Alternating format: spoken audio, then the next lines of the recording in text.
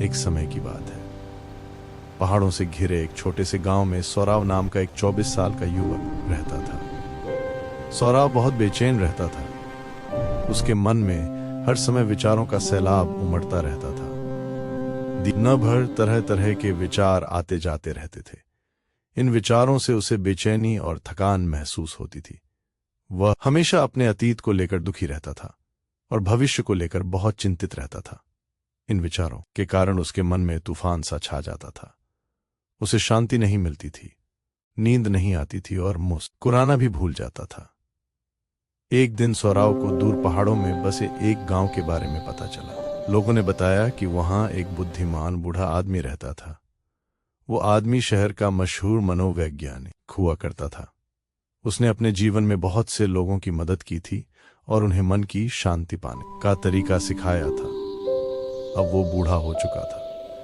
वो शहर की भागदौड़ भरी जिंदगी छोड़कर प्रकृति के करीब एक शांत गांव में रहने लगा। कभी कभी वो आने वालों को सलाह भी देता था। सौराव के मन में उत्सुकता और उम्मीद जगी। उसने तय किया कि उसे उस बूढ़े आदमी से मिलना ही चाहिए। उसने सोचा, शायद ये बुद्धिमान आदमी मुझे शांति पाने में मदद कर सकता है। कई दिनों की लंबी और थकाऊ यात्रा के बाद सौराव पहाड़ी गांव में पहुंचा। वहां पहुंचते ही उसने देखा कि हरियाली से घिरा एक छोटा सा घर है। घर के बरामदे में बूढ़ा आदमी चुपचाप बैठा था। उसकी आंखें बंद थी और वह बहुत शांत लग रहा था। सौराव उसके पास गया और धीरे से बोला, दादाजी, मेरा मन बहुत बेचैन है। मैं सोच ही नहीं पा रहा हूं। मुझे अपने दिल में शांति चाहिए। क्या आप मेरी मदद कर सकते हैं? बूढ़े आदमी ने धीरे से अपनी आंखें खोली और एक शांत मुस्कान के साथ बोला, तो तुम शांति की तलाश में हो तो मेरे साथ चलो, मैं तुम्हें एक छोटा सा काम देता हूं। वह सौराव को अपने छोटे से आंगन में ले गया। फिर उसने एक गिलास में पानी भरकर ऊपर तक भर दिया। गिलास इतना भरा था कि जरा सा हिलाने पर भी पानी गिर सकता था। उसने गिलास सौराव को देते हुए कहा, यहां से गांव के किनारे तक चलो और फिर वापस आ जाओ, लेकिन याद रखना, एक बूंद भी पानी नहीं गिरना चाहिए। सौराव ने उसे आश्चर्य से देखा, लेकिन वह अपना सर्वश्रेष्ठ करना चाहता था, इसलिए उसने चुनौती स्वीकार कर ली। उसने गिलास को ध्यान से पकड़ा और चलने लगा।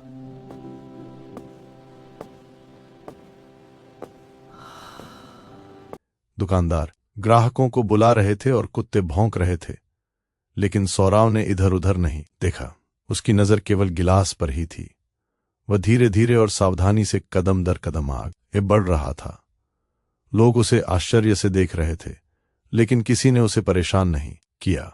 वे जानते थे कि वह कुछ महत्वपूर्ण सीख रहा है। अंत में सौराव बूढ़े व्यक्ति के पास वापस आया और कहा, दादाजी, मैंने कर दिखाया। मैंने एक बूंद पानी भी नहीं गिराया।